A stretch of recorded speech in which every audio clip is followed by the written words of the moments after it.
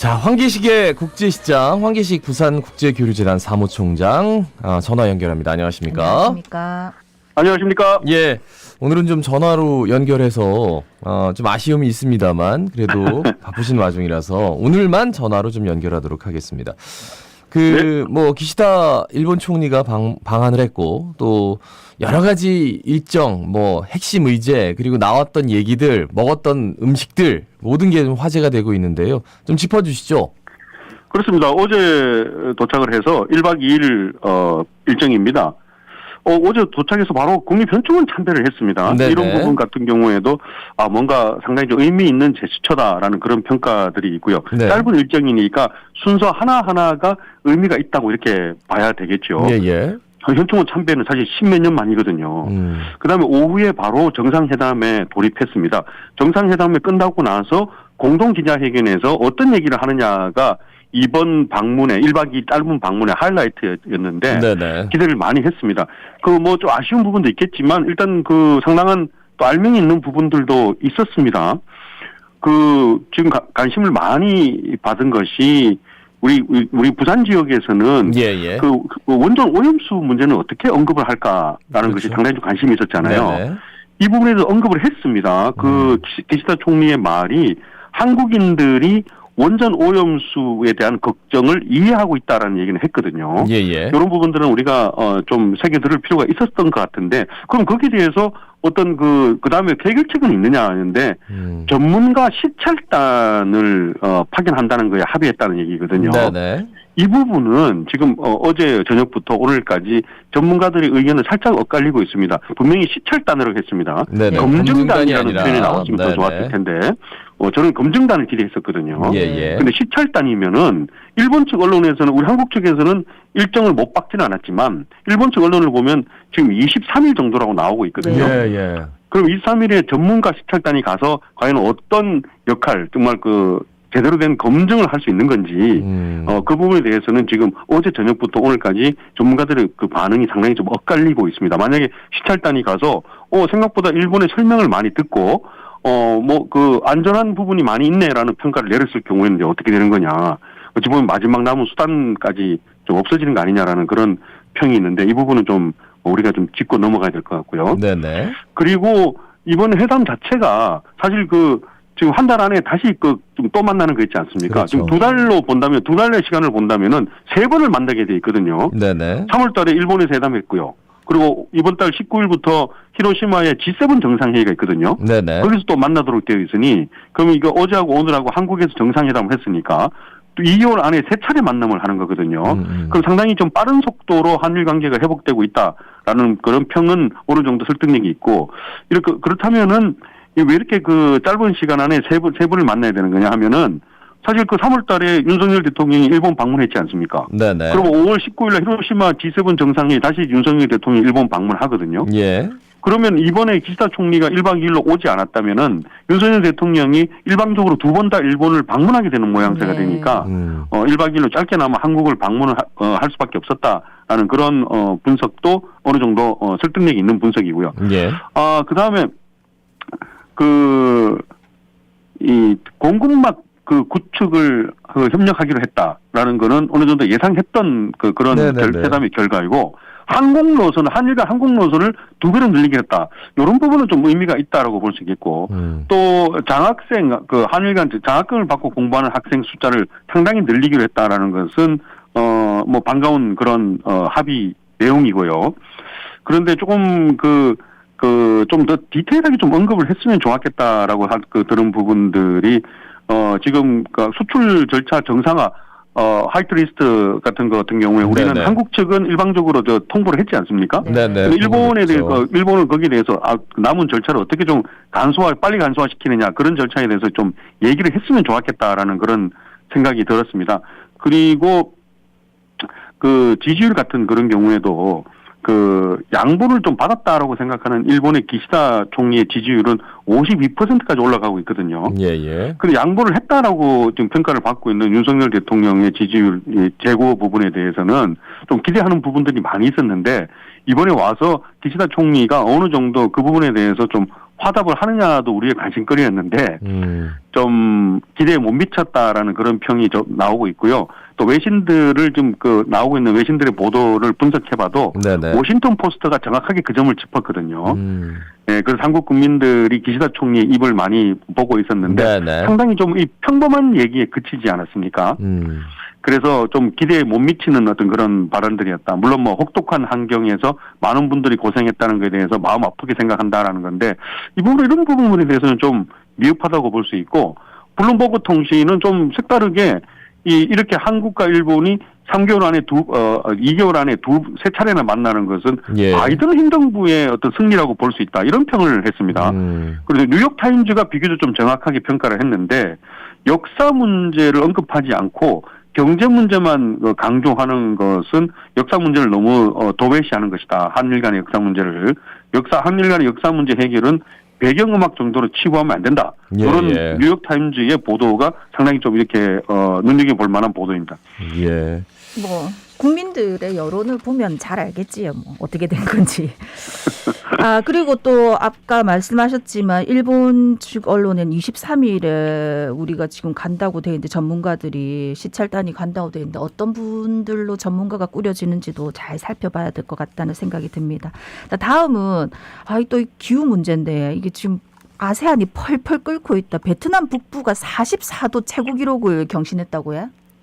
이게 진짜 너무 이게 신경을 많이 쓰입니다. 기후변화하고 지구온난화가 진짜 걱정되는데, 우리 동남아 지역, 즉 아세안 지역에 조금 이렇게 상식이 있는 분들이면은, 그래, 원래 4월, 5월은 동남아에서 건기가 끝나고, 우기가 바로 시작되는 시점이기 때문에, 좀, 더위가 시작되는 시점이야라고 생각하실 텐데, 그런 더위가 시작되는 기간을 감안한다고 하더라도, 베트남 북부에서 44도 같은 경우에는, 이거는 진짜 너무나 최고 기록을 계속 경신하고 있는 거거든요. 그렇죠. 하노이도 41도이고. 어이구야.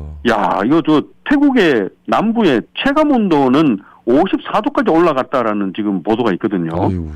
야, 이건 동남아시아 주요국들이 모두 이례적으로 불볕 더위에 고통을 받고 있습니다. 그러면 서남아시아도 지금 마찬가지입니다. 방글라데시, 라오스 같은 미얀마. 방글라데시 40도 지금 기록했고요. 라오스 43도, 미얀마 44도입니다. 60년 만에 모두 최고 기록을 갱신하고 있습니다. 인도는 지금 13명이 열사병으로 지난주에 사망을 했거든요. 이래도 진짜 이렇게 해도 기후변화와 지구온난화가 아직 걱정이 안 된다고 한다면은 이거는 너무 무슨 대책을 세워야 됩니다. 이 유럽 국가도 아시안 지역만 그런 것이 아니라 유럽에도 지금 상당히 좀 심각한 기후 위기를 겪고 있거든요. 프랑스하고 스페인 역대 지금 최악 가뭄입니다.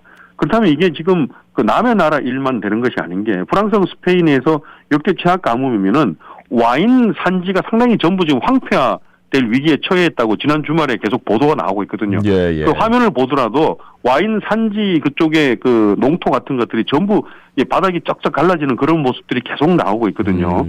자, 이렇게 된다면은 와인이 또 문제가 아니고 유럽 내에서도 이 주민들 간에 불화가 생기는 게 물이 부족하니까 어떻게 되냐면은 저 이웃집은 물을 과다 사용하고 있다라고 신고하는군요. 당국에다가 신고하는 비율이 지금 급증하고 있습니다. 그렇죠. 그렇다면 이웃 간에도 갈등이 상당히 급증하게 되는 것이죠. 이 모든 것이 다 기후변화에서 생기는 파급 효과들입니다. 그래서 또 어떻게 되냐면 저수지를 만들겠다 그러니까 저수지 신설에 반대하는 또 그런 환경단체들도 있고, 빨리 물을 많이 저장해야 된다고 찬성하는 단체들도 있고, 심각하게 또 시위대가 찬반 시위를 벌이는 그런 갈등하는 모습을 또 나타내고 있습니다.